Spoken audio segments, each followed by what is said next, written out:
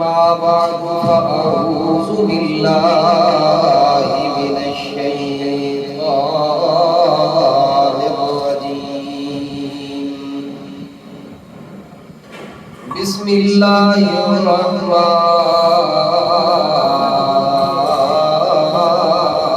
الرحيم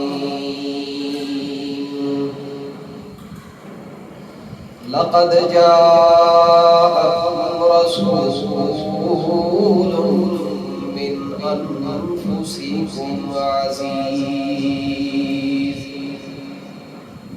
عزيز عليه ما عنتم حريص عليكم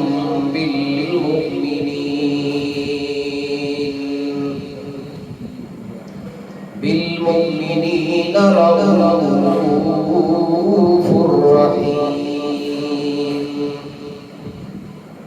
صدق الله العظيم اللهم صل على سيدنا ومولانا محمد وعلى آل سيدنا ومولانا محمد وبارك وسلم ثم صل عليه.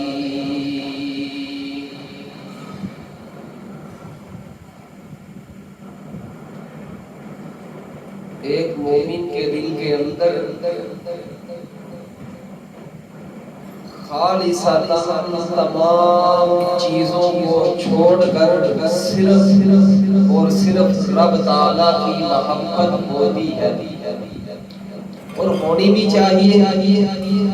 کائنات کے اندر رب تعالیٰ نے طرح طرح کی چیزیں بنائی ہیں، ہر قسم کی چیزیں موجود ہیں، لیکن ساری چیزوں سے محبت توجہ کو چھوڑ کر انسان صرف اپنی توجہ اپنی محبت ایک اللہ کی طرف کر دیتا ہے. یہ ایک ایمان کا تقاضا ہے، اس طرح ہونا چاہیے. اور پھر یہاں تک بس نہیں ہے، بلکہ وہ آدمی اللہ سے محبت تو کرتا ہے، یہ ایک ایمان کا حصہ ہے. میں کہتا ہوں اور رب کا قرآن کہتا ہے کہ آدمی مومن اس وقت ہوتا ہے، ایمان والا اس وقت ہوتا ہے جب اس کے دل کے اندر اللہ کی محبت کے بعد دنیا کی تمام محبتوں پر رب تعالیٰ کے پیغمبر کی محبت غالب آ جاتی ہے.